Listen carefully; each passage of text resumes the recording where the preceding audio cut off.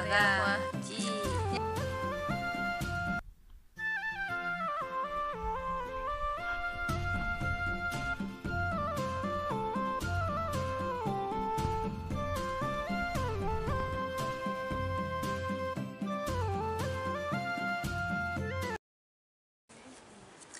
बड़ों को नमस्ते, छोटों को hi. Welcome back to my YouTube channel. दोस्तों कैसे हैं आप सब? उम्मीद करती हूँ आप सब अच्छे होंगे।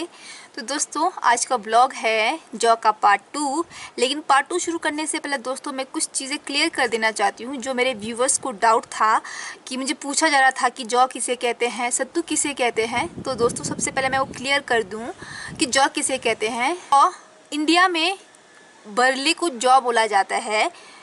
Means jaw is known as barley और it is a kind of crop which has seeds और जो यूज़ करते हैं आप production of foods, whisky, beer और फूड में मेनली ये यूज़ किया जाता है सत्तू बनाने में। तो दोस्तों जो इसमें अगर मैं इम्पॉर्टेंट चीज़ों की बात करूं कि क्या क्या इम्पॉर्टेंट चीज़ें पाए जाते हैं सत्तू में, सबसे पहले तो इसमें बेटा ग्लूकेन पाया जाता है। और दूसरी चीज़ इसमें ये जो जिसका कोलेस्ट्रॉल होता है उसको काफ़ी ज़्यादा लो करता है और साथ ही साथ ये डिक्रीज़ करता है risk of many medical conditions like आपका हो गया कैंसर, चाइल्डहुड अस्थमा हो गया और स्टोन हो गया। तो ये सारी बहुत सारी चीज़ें हैं जो जौ खाने से हमें फ़ायदा देता है। तो जौ और एक स्पेशल चीज़ के लिए जाना जाता है, वो जाना जाता है अपने मीठे पानी के लिए। अगर आप जौ को 3 या 4 घंटे और अगर आप रात को सोने से पहले जौ को किसी वाटर के कंटेनर में भिगो के रख दो और अगले दिन आप छान के अगर उस पानी का यूज़ करेंगे दोस्तों तो वो पानी काफ़ी ज़्यादा मीठा हो जाता है पीने के लिए। आई होप दोस्तों जिन्हें जौ के बारे में पता नहीं था उन्हें जौ के बारे में पता चल चुका होगा। तो आज के इस व्लॉग में मैं आप लोगों को सत्तू बनाने का प्रोसेस भी बताऊंगी कि सत्तू कैसे बनाते हैं। तो चलिए दोस्तों करते हैं वीडियो को शुरू। अब दोस्तों काफ़ी टाइम हो चुका है जौ को सुखाकर, तो जौ अच्छे से सूख चुका है, टाइट हो चुका है काफ़ी। तो हम इसको भूनेंगे क्योंकि सत्तू बनाने के लिए जौ को थोड़ा सा भुनना ज़रूरी होता है। तो हल्के हल्के फ्लेम में हम इसको आग में भूनेंगे, ऐसे मूढ़ी भूनते हैं उसी प्रोसेस से हम इसको भूनेंगे और उसके बाद हम इसको पीसेंगे। दोस्तों इस व्लॉग में मैं आप लोगों को न्यू मेथड नहीं बल्कि ओल्ड किनौरी ट्रेडिशनल तरीके से दिखाऊंगी कि पुराने तरीके से कैसे पीसा जाता था।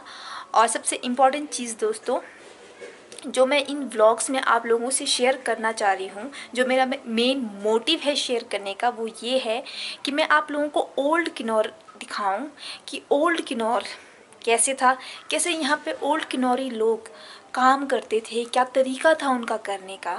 तो अभी तो हमारे पास इलेक्ट्रिक मशीन्स है जहाँ पे हम फटाफट से पिसाई कर लेते हैं और काफ़ी जल्दी मिल जाता है। लेकिन ओल्ड टाइम में ये सब पॉसिबल नहीं था, ना ये सारी चीज़ें फैसिलिटीज़ हमें मिलती थी, प्रोवाइड होती थी। बिकॉज़ काफ़ी ज़्यादा कह सकते हैं टेक्नोलॉजी का गैप था, या कोई बोल सकते हैं कि आप यहाँ पे इतनी टेक्निकल चीज़ें यहाँ पर नहीं थी। और हमारे किन्नौर में ठंड काफ़ी ज़्यादा होती है, तो जो पानी वाला गराट है वो काफ़ी पहले से था, लेकिन इतनी ज़्यादा हाई जो बर्फ़ पड़ती है हाई क्वांटिटी में, तो उस टाइम पे आप इतना दूर नहीं जा सकते हैं, या तो आप लोगों को पहले से स्टॉक रखना पड़ता है। और अगर बर्फ़ ज़्यादा पड़ जाए तो घर पे ही एक पत्थर का गराट रखा होता है, छोटा सा कोने में रखा होता है, ताकि आपको फ्रेश जो आपको अनाज पीसना हो, जिसकी पिसाई करनी हो, वो आप घर पे बैठे बैठे कर सकते हैं। तो यहाँ पे भी वो है। अब तो मैक्सिमम घरों में नहीं है क्योंकि सब ने अब नए नए घर बनाए हैं, पुरानी चीज़ें काफ़ी कम रखी है। लेकिन कुछ एक आध घर अभी भी है जहाँ पे पुरानी चीज़ें आज भी ज़िंदा है। तो मैं दिखाऊंगी आपको कि वो घराट कैसा होता है और प्रोसेस क्या होता है उसमें पीसने का। तो चलिए। Yes, yes.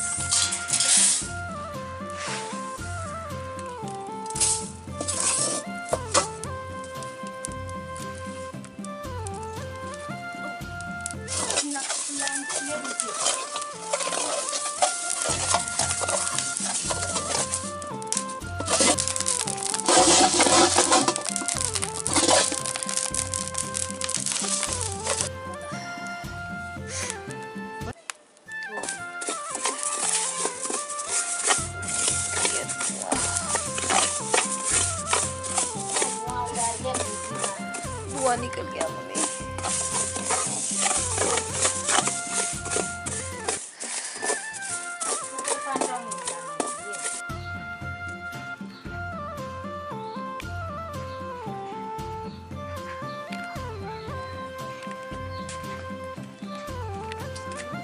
दोस्तों तो मैं यहाँ पे गराट के पास पहुँच गई हूँ।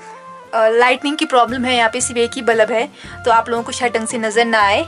देखिए मैंने दिखाया था आपको, ये है गराट। देखिए दोनों पत्थर का बना है और ये इसका हैंडल है जिसको पकड़कर हम घुमाएंगे। और ये देखिए दोस्तों, जो यहाँ पे आपको नज़र आ रहा है होल, यहाँ से अंदर अनाज लगाएंगे। और जो ये कॉर्नर है यहाँ पर, इस कॉर्नर से अनाज नीचे आएगा यहाँ पर। तो चलिए दोस्तों ट्राई करते हैं, ये भी फर्स्ट टाइम है मेरा, तो देखते हैं कैसा होता है। दोस्तों जो मैं कल ये जौ भून रही थी, ये वो जौ है। अब मैं इसको पीसूंगी। भुनना इसलिए ज़रूरी होता है क्योंकि कच्चा अनाज आप ऐसे नहीं खा सकते हैं, क्योंकि इसकी रोटियां तो हम बना नहीं सकते हैं, इसलिए भुनना ज़रूरी होता है। बस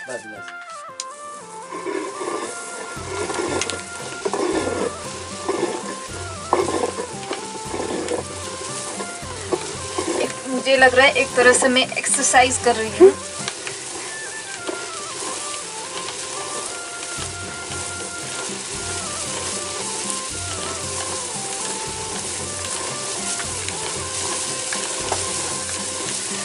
दोस्तों अब तो काफ़ी कम है ये गराट,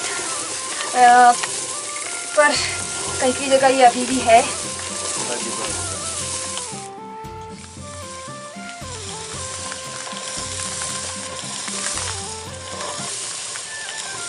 ये देखिए दोस्तों सत्तू, हमारा सत्तू ऐसा बनता है और इसको छन्नी में छानेंगे फिर हम।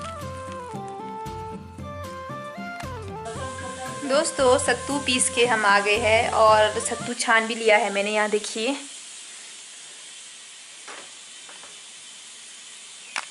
और अब हम सत्तू का मिक्सचर करेंगे। मिक्सचर में आप सत्तू, एप्रिकॉट का ऑयल और जो ड्राई फ्रूट्स होते हैं आपके पास, जो भी ड्राई फ्रूट्स होते हैं वो मिक्स करके आप कंटेनर में सेव करके रखते हैं। और कभी भी आप चाहे ब्रेकफास्ट हो या मिड डे मील हो तो आप चाय के साथ दूध के उसे यूज़ कर सकते हैं खाने के लिए। और आप सूखा भी खा सकते हो, बहुत ही टेस्टी होता है वो। तो मैं अब वो मिक्सचर बनाने की तैयारी कर रही हूँ। दोस्तों मिक्सचर के लिए मैं यूज़ कर रही हूँ बादाम, अखरोट, गरी और एप्रिकॉट का ऑयल, जो नेसेसरी है सत्तू में डालने के लिए।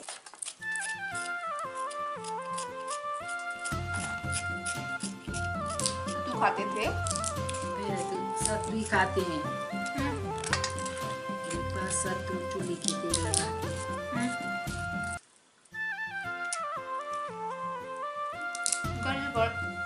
नरम है।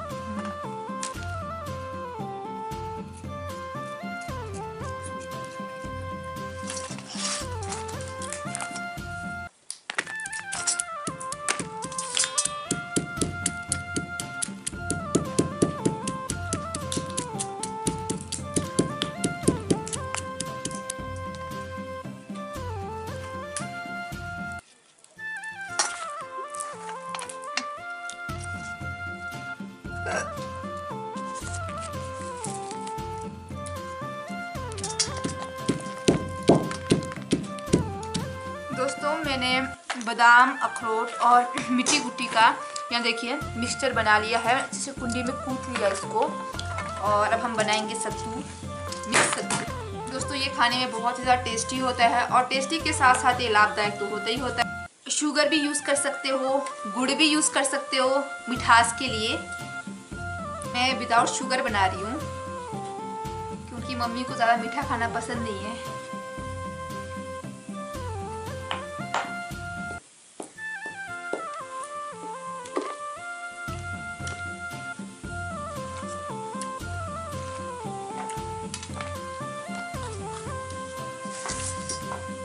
ये देखिए दोस्तों अब हम सत्तू खाएंगे।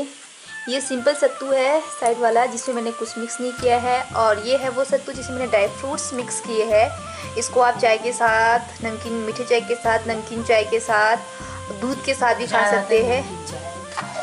अच्छा मम्मी आपको किसके साथ खाना पसंद है? नमकीन चाय के साथ। अच्छा क्योंकि मम्मी को मीठा नहीं पसंद है इसलिए। और मम्मी को लस्सी के साथ सत्तू भी बहुत ज़्यादा पसंद है, तो मम्मी सत्तू के साथ खाएंगे। खाओ मम्मी, शुरू करो। चम्मच खाएं।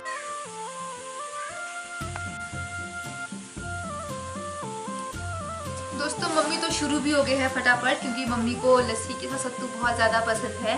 मम्मी ने शुरू कर दिया है। दिनों के बाद आज खा रही हूँ, बहुत टाइम बाद। सत्तू ठीक पीसा है और बढ़िया है।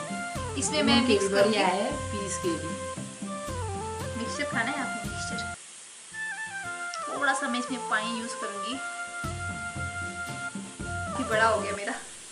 दोस्तों मैं बताना भूल गई थी कि मैंने सत्तू में मीठे की जगह शहद यूज़ किया है, मैंने चीनी यूज़ नहीं किया है इसमें।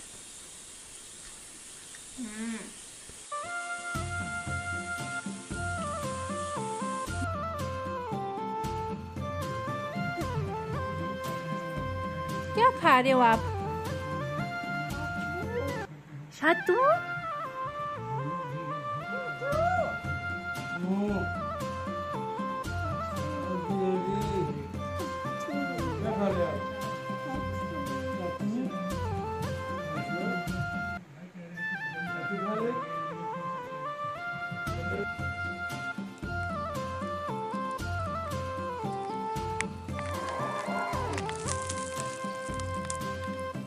दोस्तों जितना भी अनाज का भूसा था हम ढोगरी के पास लेके आ गए हैं, जिसको हम शिनंग बोलते हैं, वहाँ लेके आ गए हैं।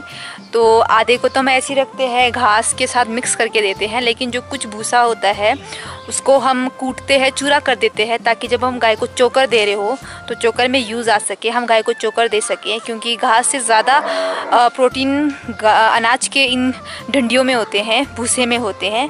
तो आधे को हम कट स्मॉल पीसेस करते हैं और गाय को देते हैं वो। तो बस मैं फ़िलहाल वही करूँगी, जितना आधा जो भूसा पड़ा हुआ है उसका मैं स्मॉल पीसेस में कन्वर्ट कर दूँगी, ताकि गाय को चोकर में काम आए वो।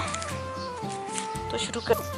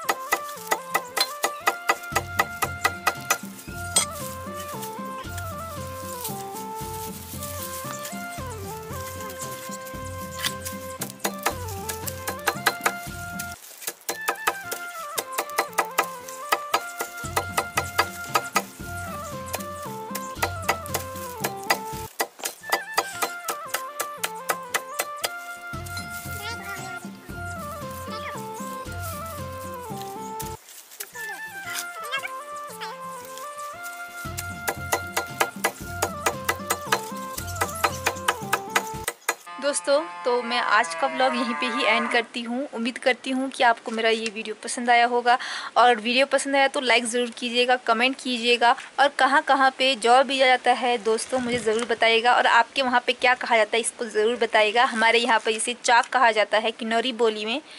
तो बस दोस्तों मिलते हैं नेक्स्ट व्लॉग में ऐसे ही और नए टॉपिक्स के साथ। तब तक के लिए हिमालयन स्नोबर्ड आप सबसे लेती है विदा। और साथ ही साथ दोस्तों जो लोग मुझे पूछते हैं किन्नौर घूमने आना है, कुछ भी अगर आपको इन्फॉर्मेशन चाहिए तो इंस्टाग्राम पे मुझे मैसेज कीजिएगा। इंस्टाग्राम पे सेम नेम से हूँ मैं, हिमालयन स्नोबर्ड के नेम से। आप वहाँ मुझे फॉलो कीजिएगा, और कोई भी डाउट्स हो अगर किसी भी चीज़ के बारे में तो आप मुझसे वहाँ पूछ सकते हैं।